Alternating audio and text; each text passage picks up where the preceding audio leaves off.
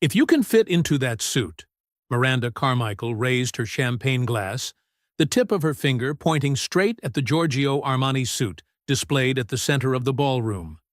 I'll marry you right here on the spot. Laughter exploded like a shock wave. Nearly 300 guests at the Carmichael Foundation Gala, held at the St. Regis, Atlanta, all turned at once to see who had become the target of such a cruel joke. Kevin Brennan, janitor of the Carmichael Center building, stood frozen at the corner of the ballroom. The cleaning cart was still in his hands. His gray uniform, 2 sizes too big, swallowed his body, hiding even the lines he had learned to be ashamed of after so many years. Miranda Carmichael, CEO of Carmichael Properties and Development, with a fortune of more than $2.8 billion, burst into loud laughter. It was the performative, overly confident kind of laughter of someone far too familiar with being the center of attention. Her golden waves of hair swayed lightly with each dramatic gesture. "I'm serious," she waved dismissively. "Does anyone have a pen and paper? Let's draft the prenup right now." The suit she referred to was the highlight of the exhibition. An exclusive Giorgio Armani design worth $125,000. Size 40R. A slender waist, perfectly structured shoulders. A masterpiece crafted for bodies, sculpted in luxury gyms, cared for by personal nutrition teams.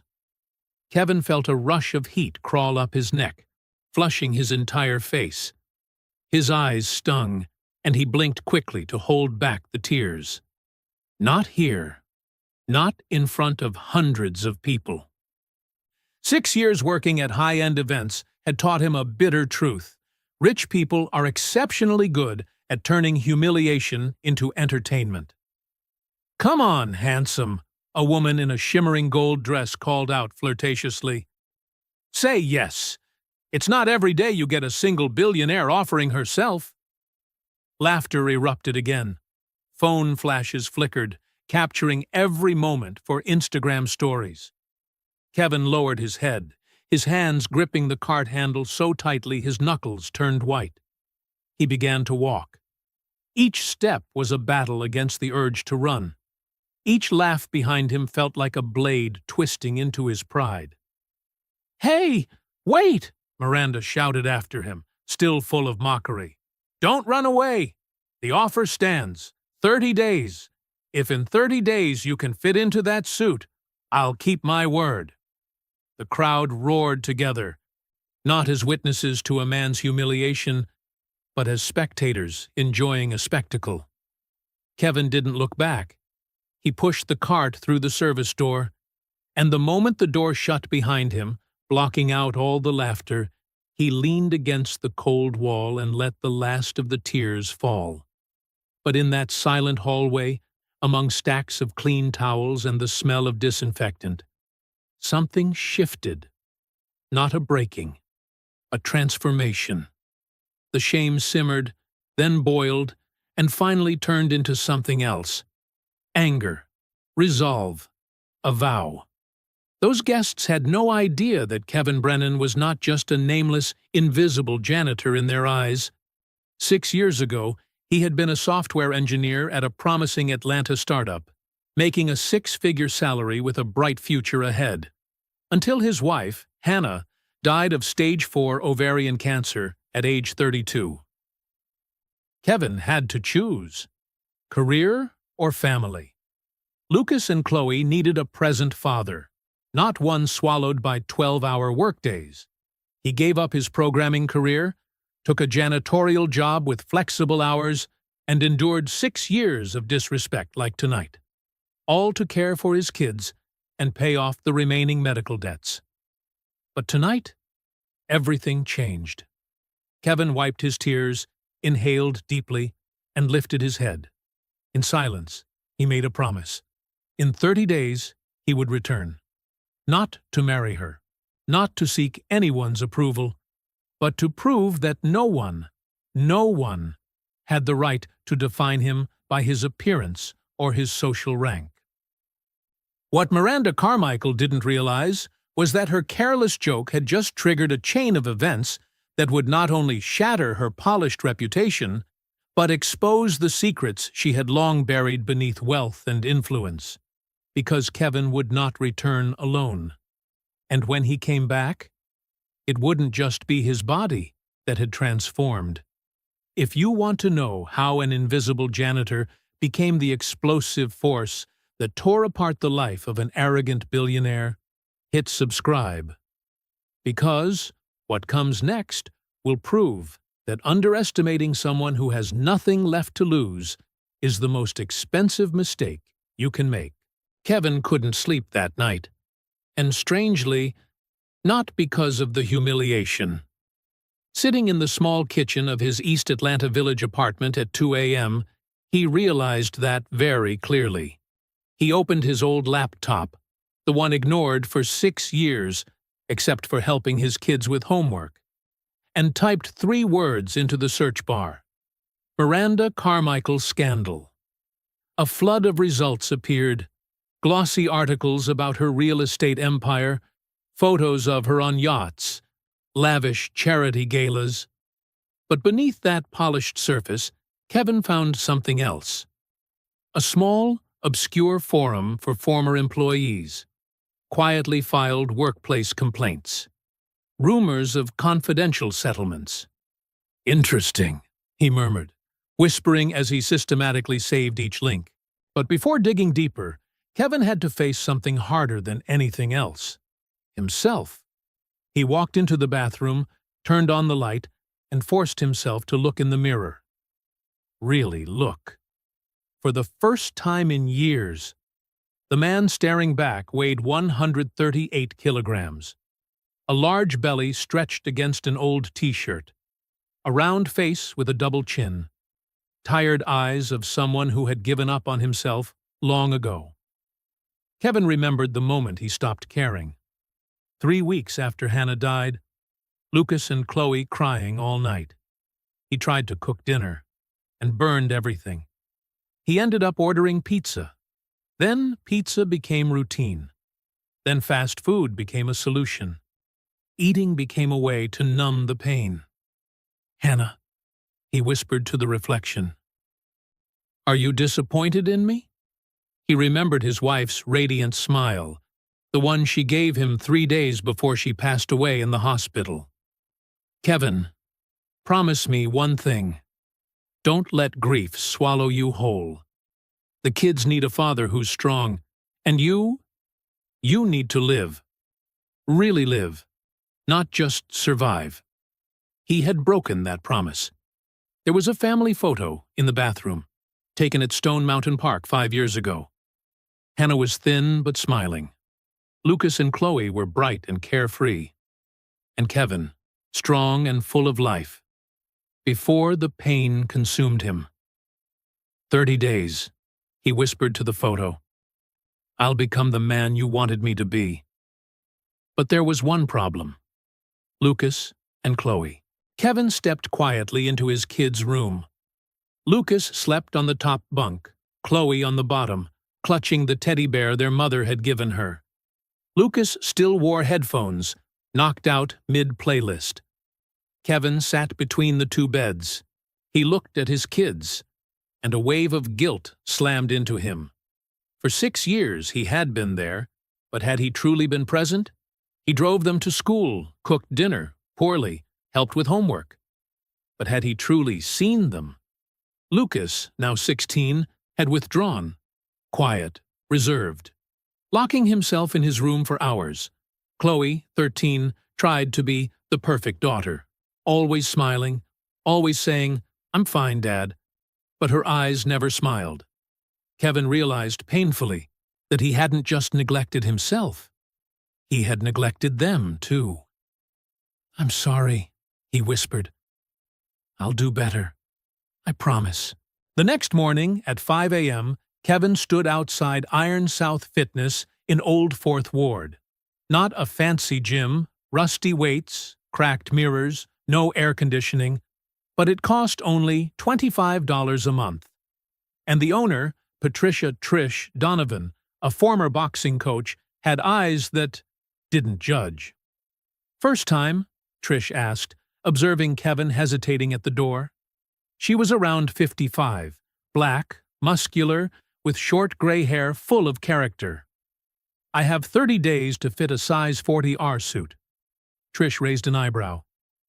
"And why do you want to do that?" "Because someone bet I couldn't." A slow smile spread across Trish's face. "Then we're going to make that jerk swallow his words. But you follow my program. No skipping. Every single day. Got it?" Kevin nodded. "And one more thing." Trish stepped closer, looking straight into his eyes. "Who are you doing this for? Don't tell me it's for the person who humiliated you." Kevin swallowed. "I have 2 kids. Then you're showing them this. Their father doesn't quit. That's the greatest gift you'll ever give them." What Kevin didn't tell Trish, not yet, was that he didn't just want to fit into the suit. He wanted to destroy the woman who turned him into a public joke. The following days, Kevin created a brutal schedule. 5 a.m., gym. 7 a.m., wake kids, make breakfast. 8:30 a.m., 4 p.m., work at Carmichael Center. 6:30 p.m., second gym session. 7 p.m., home, cook dinner, homework. 10 p.m., when the kids sleep, back to the laptop. And during those nights, Kevin began uncovering dangerous traces. First was Zachary Thompson. Zach Thompson, 29, was a former legal assistant at Carmichael Properties. 3 years ago, he sued the company for a toxic workplace and wrongful termination. The case ended with a settlement, confidential, with an unknown payout. But Zach had an anonymous blog where he told his story. No names, no companies. Kevin sent him a very carefully worded message. 2 hours later, the phone rang. "You're the guy in the video," Zach said immediately, no hesitation. "The humiliation scene at the gala. I saw it on Twitter. It's viral now." Kevin's stomach tightened. "Viral?" 3 million views, but most comments are on your side. Zach paused. "Why are you contacting me?" "Because I saw your lawsuit, and I don't think you're the only one." Silence. Then Zach said, "Meet me tomorrow. I need to see you in person before I tell you what I know." They met at a small cafe in Little 5 Points. Zach, 29, brown hair tied back, eyes that had cried themselves dry, now carried the coldness of someone who'd been crushed. "Miranda Carmichael is a monster," he stated plainly. "But an intelligent monster. She has files on everyone but herself, employees, partners, even family. She uses them as insurance." "Where does she keep them?" "I don't know, but I know who will."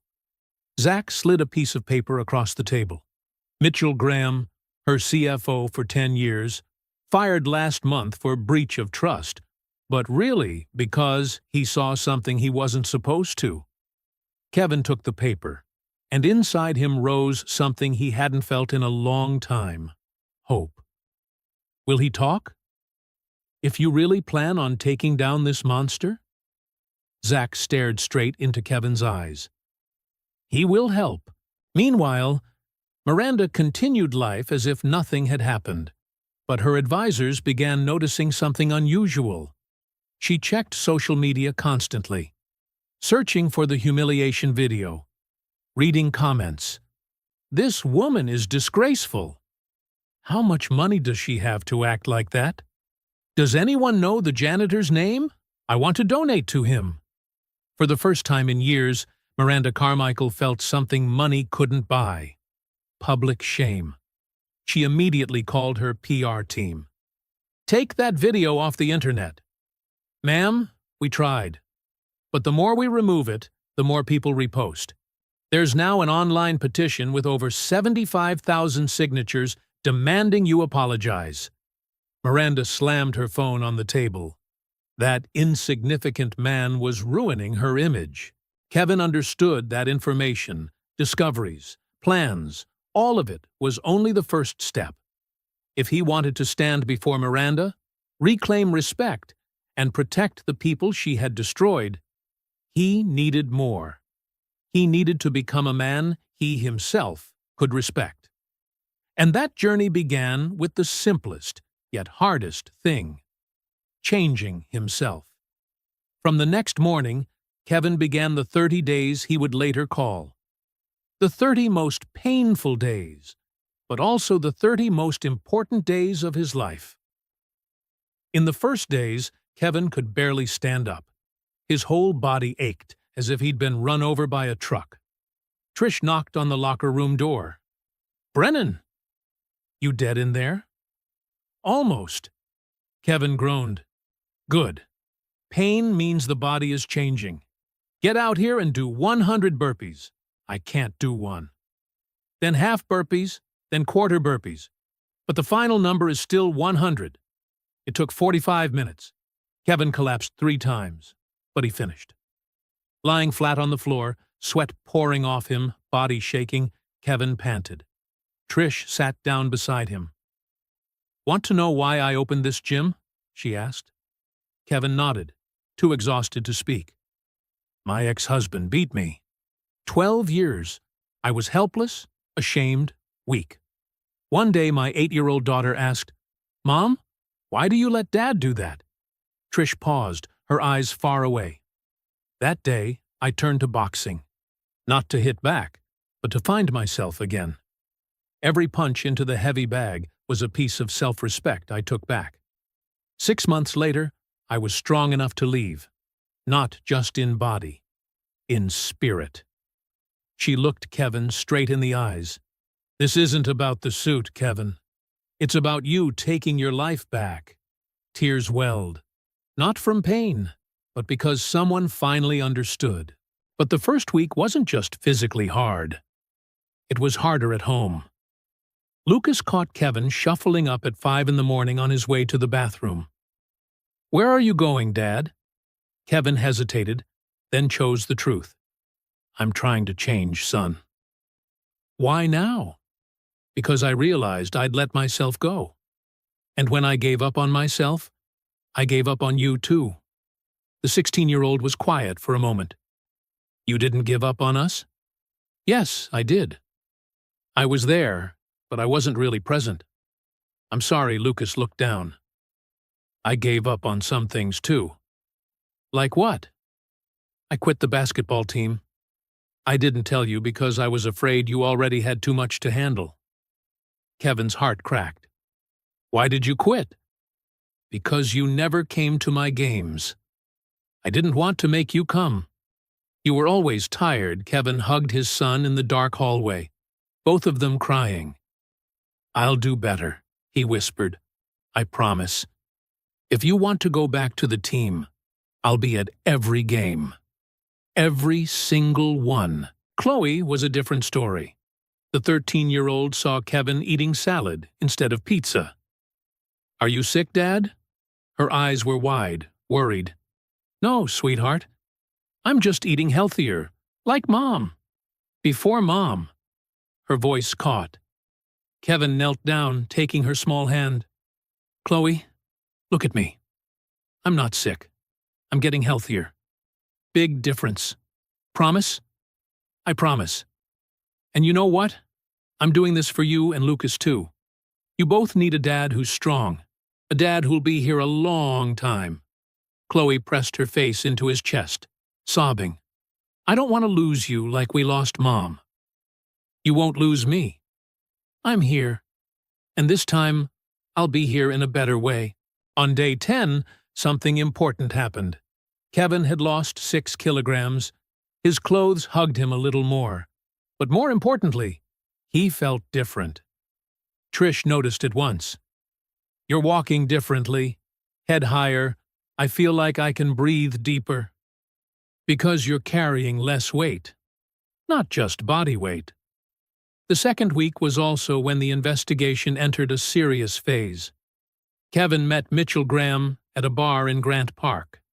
The man was depleted, looking older than his 48 years. "My niece, Lauren." Mitchell took a sip of whiskey. "She used to shine. top student at Georgia Tech, MBA from Emory. A brilliant future. What happened? Miranda, he said quietly. She hired her as a financial analyst. It was fine at first. Then it started subtle comments about her looks, career discussion dinners, touches that shouldn't have happened. Mitchell gripped his glass. Lauren said no, very professionally. A week later, she was fired for poor performance. Miranda spread rumors, said she was unstable, untrustworthy. The whole industry shut its doors to her. How is she now? A cashier at Kroger, with an MBA. Every day I see a little of the light in her eyes go out. Anger boiled in Kevin. We're not going to let her do that to anyone else. How? You said she keeps files. We have to get them. Mitchell hesitated, then nodded. I know where the backup copies are. Her private attorney's office in Buckhead. I used to go there to sign confidentiality papers. I know the security system. Can we get in? Dangerous, but possible. If you're truly committed, Kevin looked him straight in the eyes. I'm committed. Not everything went smoothly. On day 12, Kevin almost quit. While mopping the floors at the Carmichael Center, he overheard two office workers whispering. See that video? The obese janitor.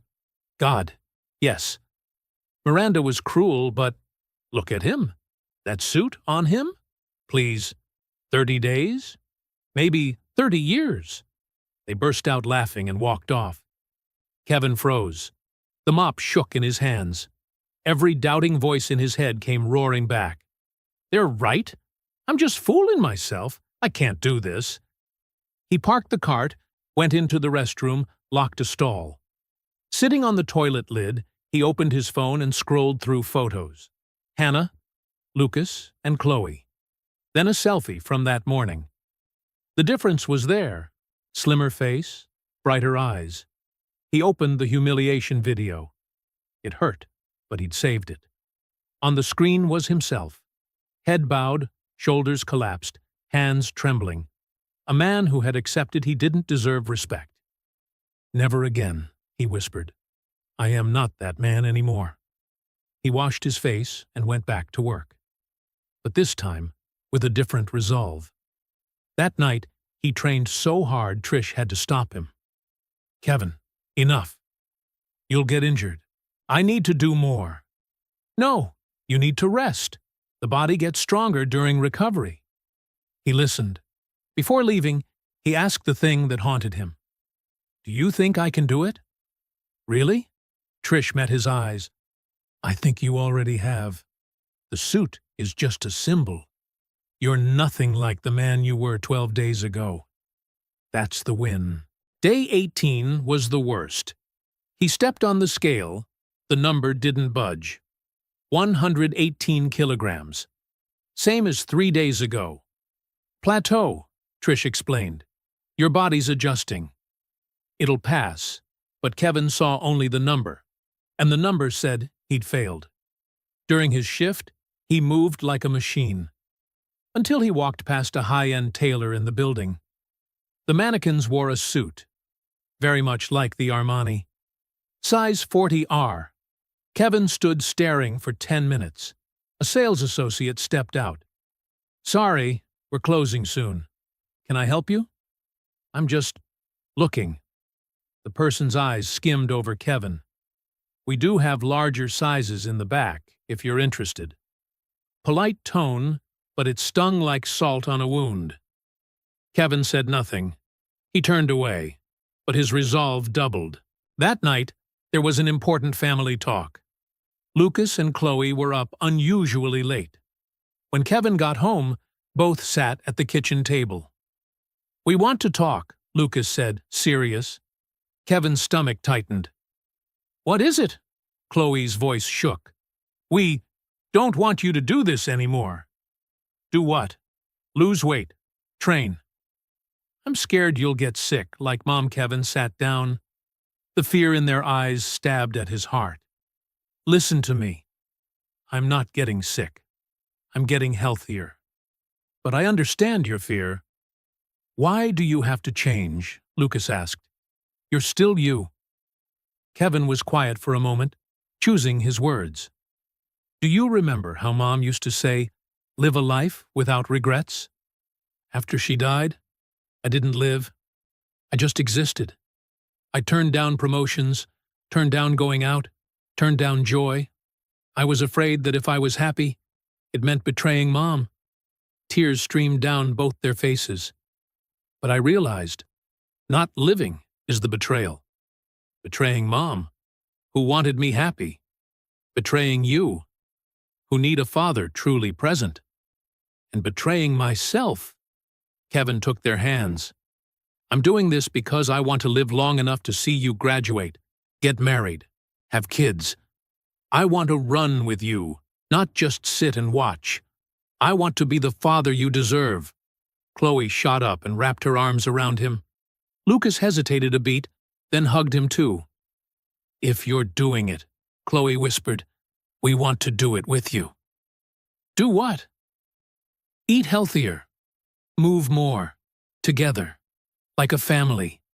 Tears of pain and joy mingled. Okay, Kevin said. Like a family. The next day, a small miracle happened. His body broke the plateau. He dropped 3 kilograms in a single day. More importantly, when Kevin got to the gym, Lucas and Chloe were already there, in workout clothes. We want to train with you, Dad, Lucas said. Trish grinned.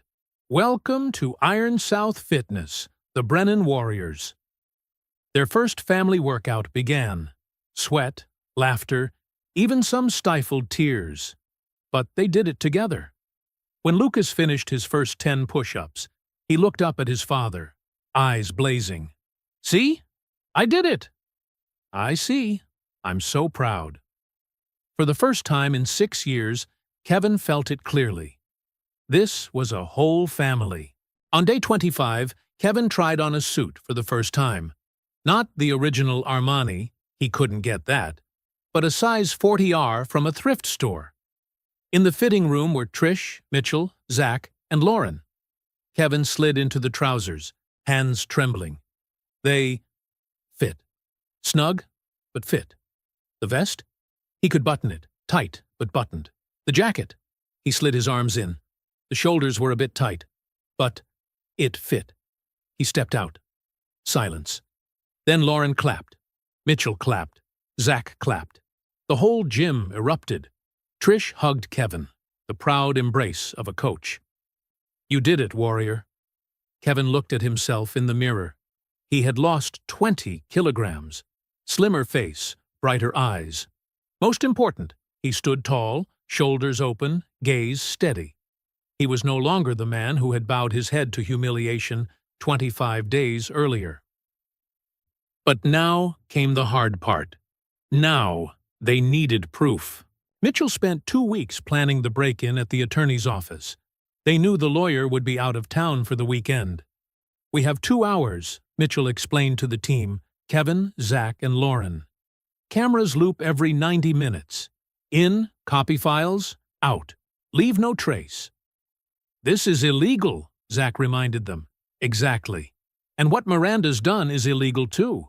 We're just leveling the playing field. Kevin hesitated. He wasn't the type to break the law. But then he thought of the victims. Thought of Lucas and Chloe needing to see justice win. Let's do it, he said. That night, the plan began. Mitchell used an old access card. A security oversight meant it still worked. They rode up to the 12th floor, Pemberton and Associates. Kevin's heart pounded. Every small sound made him flinch. Lauren, tech-hardened at Georgia Tech, handled the computers in a flash. I'm in. What they saw left the group stunned.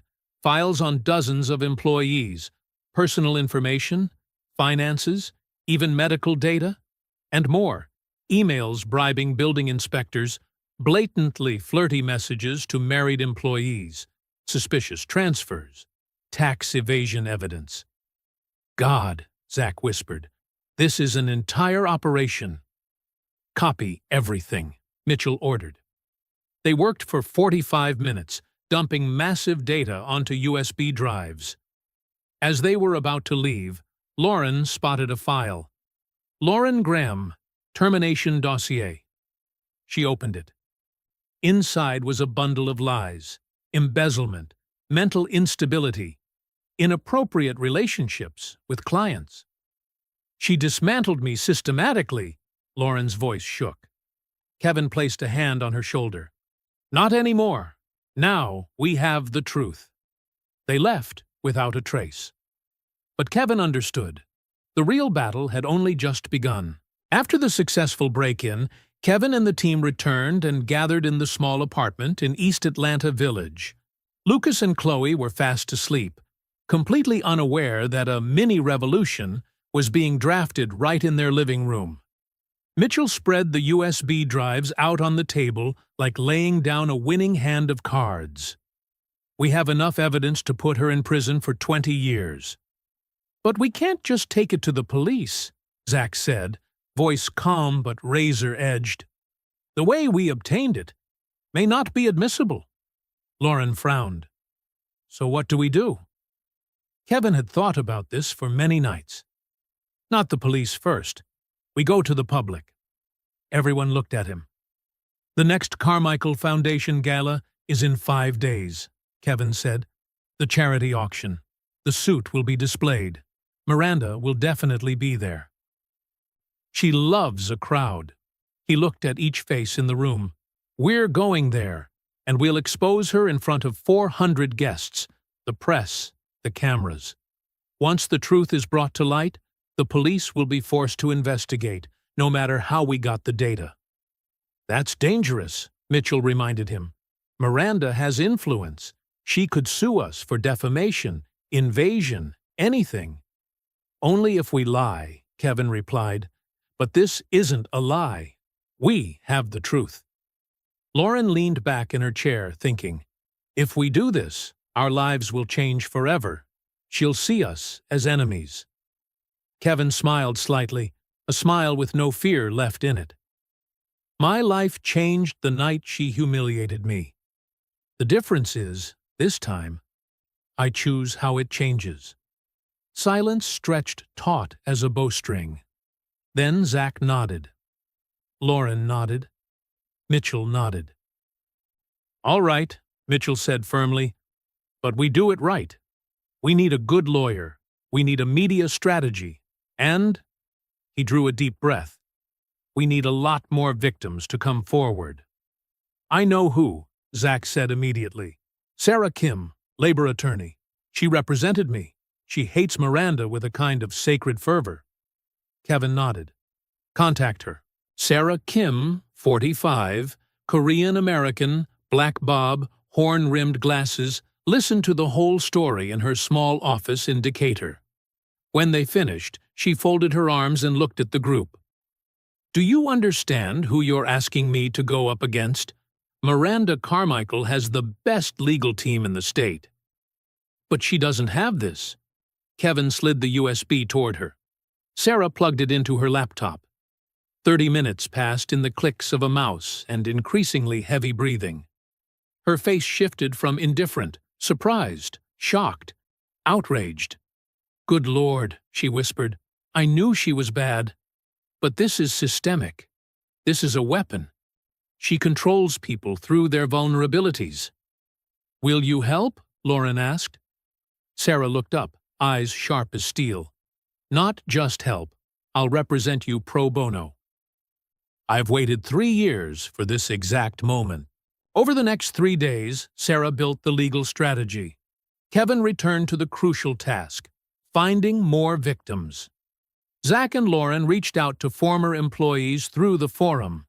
Some were afraid, some wouldn't speak, but some had been waiting for this day far too long. Marcus Williams, 34, former marketing director, pressured to leave his wife to be involved with her. He refused and was fired for restructuring. Jennifer Park, 29, architect, worked 80 hours a week with no overtime, then suffered a nervous breakdown leading to hospitalization, and was ultimately fired while in treatment. David Richardson, 52, structural engineer, pressured to sign off on false safety reports because a building failed to meet standards, left with a conscience that tormented him daily. By the evening of the 29th, they had 7 people ready to speak out. 7 stories, 7 wounds, 7 voices unwilling to stay silent. The night before the gala, Kevin sat in the living room, gazing at the family photo taken at Stone Mountain Park. Hannah smiled in the picture, the smile that hurt him, and also reminded him to live. "Do you think I'm doing the right thing?" he asked into the empty air. "Are you talking to Mom?" Lucas stood at the end of the hallway, hair tousled, eyes still sleepy. "Son, why are you up?" "I know tomorrow's important. I couldn't sleep." Kevin was taken aback. "You know?" "Dad, I'm 16. I see, I hear. I know you're not just going to the gym. You're getting ready to fight." Kevin looked at his son. Pride, ache, but no more hiding. "You're right. Tomorrow could change everything." "Is it dangerous, Dad?" "Not the violent kind, but it will get complicated." Lucas was silent for a moment. Then he smiled. "Mom would want you to do this." Kevin's throat tightened. "How do you know?" "Because she always said, 'Living bravely beats living safely.'" I remember every word. Kevin's tears fell. He hugged his son. "I'm proud of you." "You're the best dad," Lucas said softly. "And tomorrow, you'll show us what it means to fight." The next morning, Kevin woke at 5. But today was different. Today, he would face the world and himself. He stood before the mirror. The man there wasn't the man from 30 days ago. Down 22 kilograms, sharper jawline, eyes with purpose, a presence with weight. He stood tall. He looked at himself, calm. He believed in the man he saw. That was the most important change. In the kitchen, a surprise awaited him. Lucas and Chloe had made breakfast, a plate of eggs and toast still steaming. "Big day for you, Dad," Chloe said. Lucas handed him a small box, a navy tie with silver stripes, not expensive, but chosen with heart. "We used our savings," Chloe said. Kevin couldn't speak. He just pulled them both into his arms. "You two are the reason I can do this." 10 a.m., the whole team assembled at Sarah Kim's office, dressed sharp, ready to fight. Sarah laid out the plan with an unnervingly calm precision. Gala at 6. Auction at 8. That's when we strike.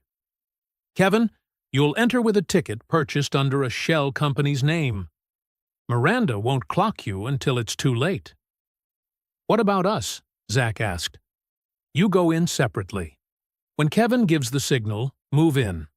I've invited 5 reporters. All it takes is 1 to live stream." "What if security drags us out?" Lauren worried. Sarah smiled, a cool, confident smile.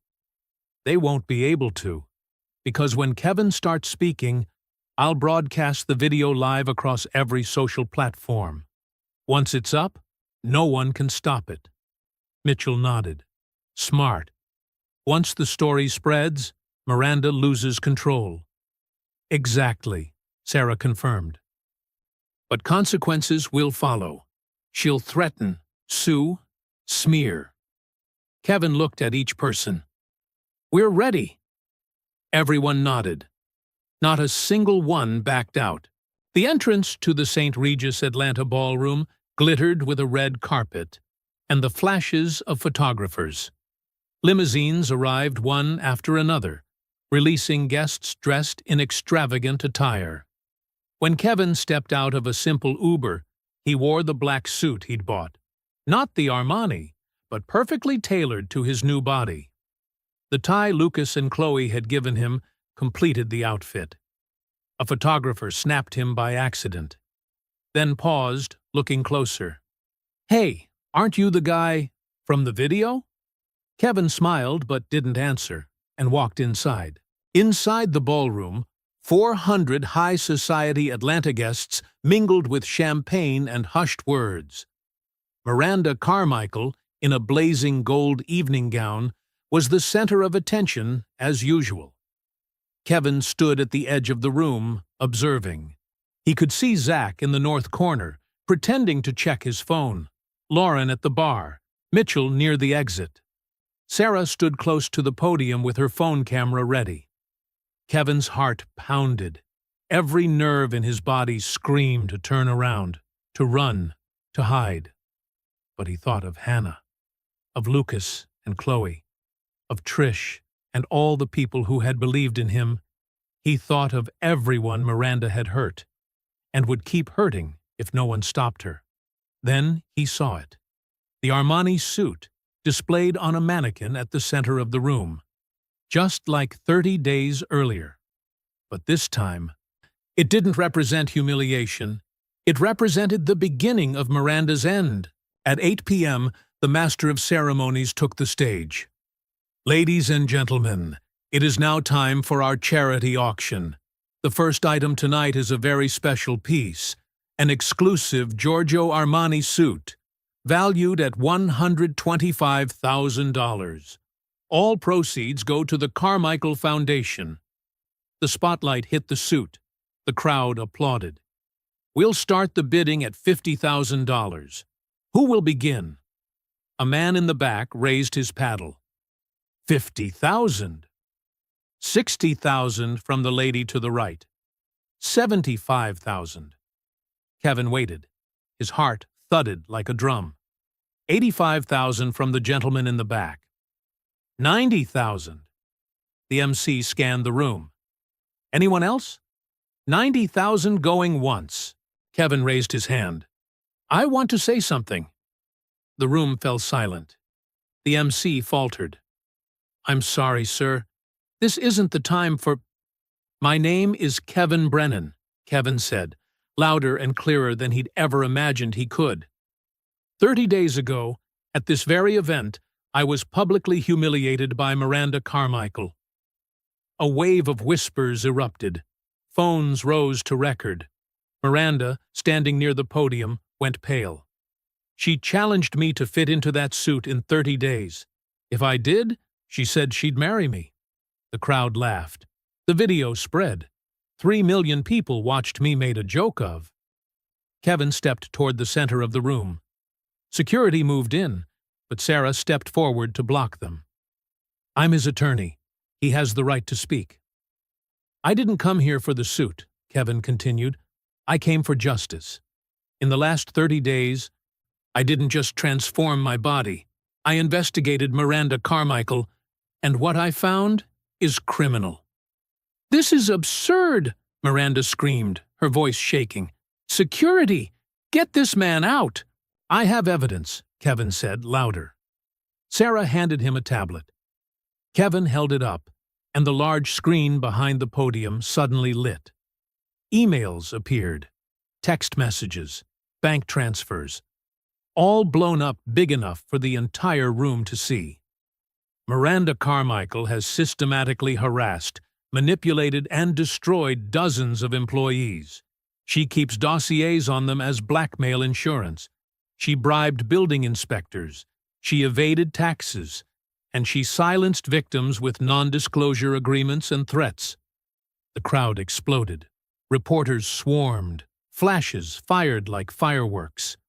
He's lying, Miranda shrieked, but her voice sounded panicked, stripped of power. Kevin enlarged a voice memo. Miranda's voice filled the room. If she doesn't accept the deal, destroy her reputation. I don't care how. The entire ballroom seemed to stop breathing. Where did you get that? Miranda gasped. Kevin looked straight at her. You underestimated the janitor. You've always underestimated the people you think don't matter. He turned and gave the signal. Zach stepped forward. Lauren stepped forward. Mitchell stepped forward. Marcus, Jennifer, David. A line of people stood facing Miranda. These, Kevin said, "are the people you destroyed." A reporter shouted, "What do you want to say?" Zach stepped up. "I'm Zachary Thompson. Miranda created a toxic environment and bought my silence with $200,000. Today, I'm breaking the agreement. Sue me if you want." Lauren stepped up. "I'm Lauren Fisher. I was harassed, fired, and my career was ruined. I have an MBA, and I'm working as a cashier. Because of her." A woman stepped out of the crowd. None of the group knew who she was. "I'm Amanda Foster," she said. "I was threatened with losing my child if I spoke up. I've been silent for 3 years. Not anymore." Others followed. Then more. Soon, 12 people stood in a row. Miranda looked around, collapsing by the second. People who'd stood beside her moments earlier now stepped away, afraid to even touch her. "You've been bought!" Miranda screamed. "This is all a conspiracy." Kevin shook his head, his voice so calm it chilled. "We weren't paid," Kevin said evenly. "We're just telling the truth. And here's the best part, Miranda. I did fit into the suit." He opened his jacket to reveal the t-shirt underneath. "Dignity doesn't depend on size. The size 40R suit, I fit into it, but I don't want to marry you. I want you held accountable." Applause broke out, scattered at first, then gathering, then roaring like a storm. Women stood first, then men. Then the entire hall rose. 2 security officers approached, but not toward Kevin. "Ms. Carmichael," one of them said, "Atlanta police would like to speak with you about bribery allegations based on these emails." Miranda's empire crumbled in front of everyone. Her attorney was arrested the same night for evidence tampering. 3 companies canceled contracts worth millions of dollars before midnight. The confrontation video reached 20 million views within 48 hours. As she was led away, Miranda turned to look at Kevin. Not with anger, not with hatred, but with belated recognition that she had destroyed herself the moment she decided he wasn't worthy of respect. 3 months later, Kevin's life had changed in ways he never imagined. The apartment in East Atlanta Village now had a new corner. A professional workspace with 2 monitors. Lucas had begun studying web design seriously and needed a real setup. Kevin was reviewing code on his laptop when Lucas burst into the living room. "Dad! They're talking about you on TV again!" Kevin smiled, eyes still on the screen. "Just ignore it, son." But Lucas turned up the volume. The anchor's voice was cheerful. "In the latest development of the Carmichael scandal, the businesswoman has been sentenced to 3 years in prison for bribery and obstruction of justice. Additionally, a $60 million fund has been established to compensate victims of harassment at her companies." Only then did Kevin look up. There was no triumph, just the calm closure of a chapter ending. Miranda Carmichael had lost everything. Her company was being sold off piece by piece to pay fines and lawsuits. Her family in the South publicly disowned her. Magazines followed every step she took leaving the courthouse, her suits growing cheaper by the week, stripped of the arrogance that once defined her every gesture. She became the one thing she feared most: irrelevant. But Kevin did not build his victory on her downfall. He built something of his own. The media attention brought opportunities. Georgia Tech offered him a full scholarship to complete the computer science degree he once abandoned. 3 tech companies approached him, inviting him to consult on ethical workplace culture. And the suit, that suit, was auctioned at a charity event, raising $1.5 million for an educational fund dedicated to low-income workers. Kevin didn't buy it back. He didn't need to. He had created 15 suits of his own, each one telling the story of someone he met during those 30 days of transformation. Zach opened a nonprofit providing legal support for workplace harassment victims. handling 200 cases in the first 3 months. Lauren returned to the tech industry, now at a company that valued her skills. She launched a podcast on survival and recovery, quickly climbing to the top 10 nationwide. Marcus, Jennifer, and David all found new jobs in environments that respected them, and, more importantly, they reclaimed their own voices. Mitchell was hired by a rival real estate firm as Director of Ethics and Compliance. His first mission was to ensure no one would ever be treated the way Miranda once treated people. And Amanda Foster, the brave woman who stepped forward that gala night, became the face of the Speak Up Atlanta movement, encouraging survivors to break their silence. One rainy afternoon, Kevin received a letter. No return address, just a scrawled single word. Miranda. He hesitated. Part of him wanted to throw it away. Another part, the part that had learned to close circles, told him to open it. Mr. Brennan, I do not expect forgiveness. I do not deserve it. But your courage has forced me to look into the mirror for the first time in decades. I saw a monster. I am paying the price. But the greatest punishment is knowing I caused pain that cannot be undone to people who did not deserve it. You did not destroy me. You exposed me. And that was kinder than anything I ever gave anyone. I hope one day I can become better. Not for you. For myself. MC. Kevin read it once, folded it carefully, and placed it in the drawer. Not as a trophy, but as a reminder. Power without humanity is just oppression dressed in expensive clothing. At Georgia Tech's graduation day, Kevin walked across the stage to thunderous applause. Lucas and Chloe sat in the front row. Between them sat his mother, crying with pride. Trish waved wildly. Sarah Chen smiled. Their entire little family was there, people forged together in fire and rebirth. Kevin was invited to speak. He approached the microphone in a black suit. Not that suit, but one he designed himself. Simple, honest, authentically him. A few months ago, someone said I'd never fit into a suit. What they didn't know was that for years I'd been trying to fit into spaces that weren't made for me, jobs that made me smaller, expectations that broke me, grief that silenced me. He paused, looking down at the audience. The suit was never the issue. The issue was believing I needed to change myself to deserve respect. Applause erupted, but Kevin raised his hand for quiet. So I'm not here to tell a story of revenge. I'm here to tell a story of rebuilding. Because the best response to humiliation isn't destroying someone else.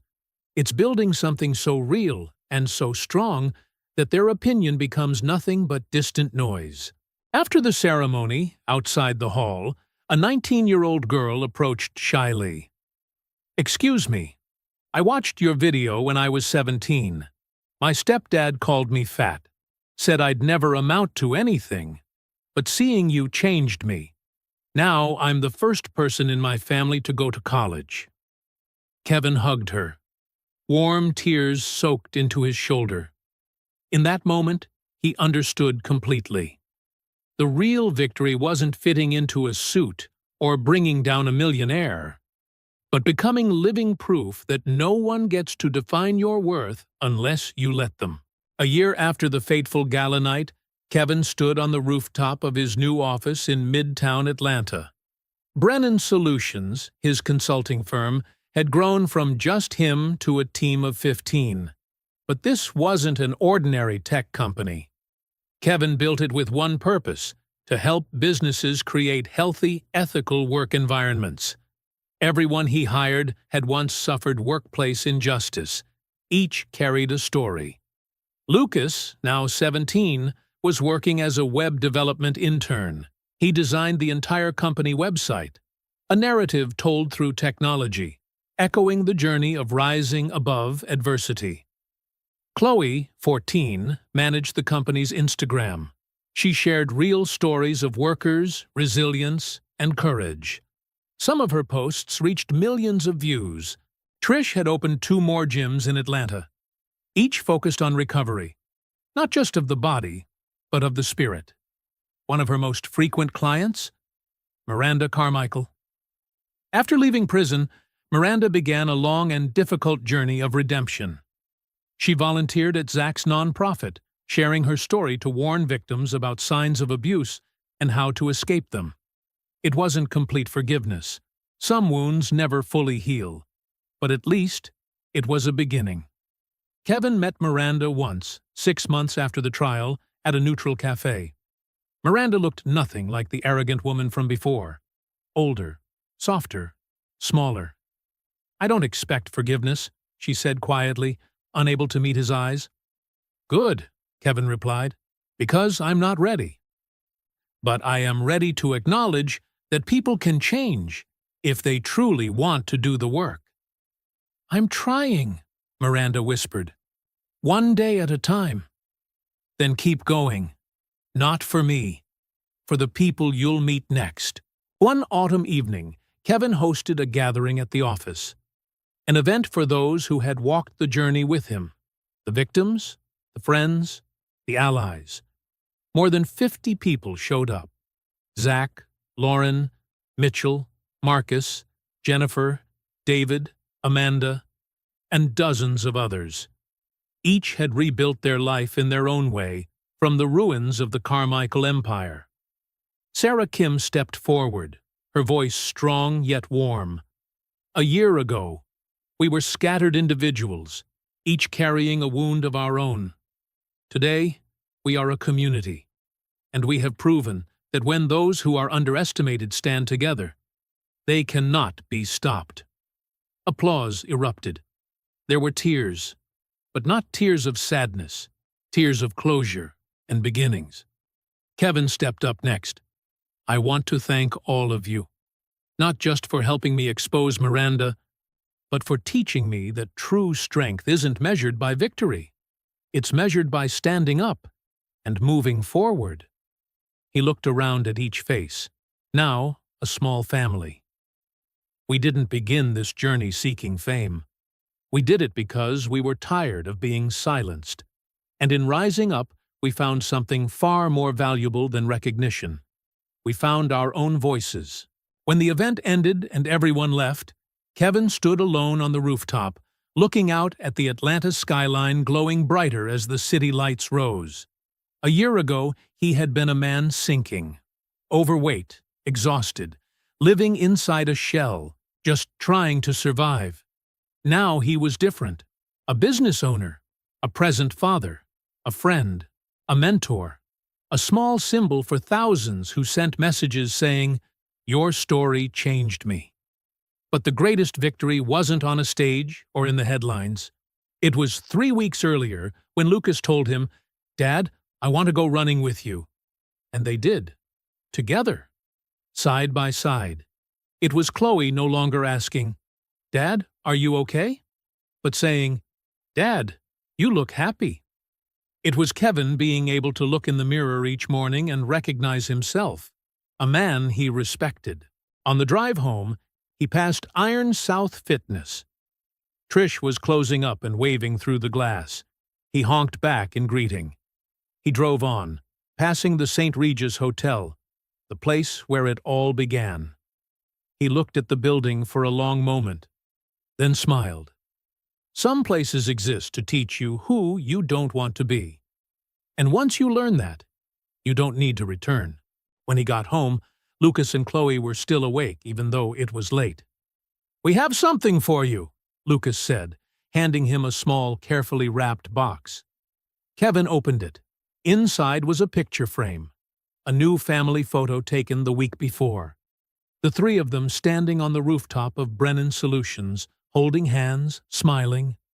Underneath was another photo, the old one from Stone Mountain Park, with Hannah. "We put Mom in," Chloe said softly, "because she's part of this journey. She's the one who started it all." Kevin pulled them both close, tears falling uncontrollably. "Your mom would be so proud," he whispered. "Of you two." and of me. I finally kept my promise to her. When the kids were asleep, Kevin sat alone in the living room, the photo in his hands. He looked at Hannah's face for a long time. "I did it, my love," he whispered. "I didn't just survive. I lived. Truly lived. And I'm teaching the kids to do the same." He placed the photo on the shelf next to a certificate from the governor of Georgia, honoring him as outstanding entrepreneur in ethical business. But the certificate wasn't what mattered. What mattered was that he could look in the mirror every morning and love the man he saw. What mattered was that his children had a father who proved you can fall and still rise, stronger. What mattered was that thousands now knew your value is not defined by those who belittle you.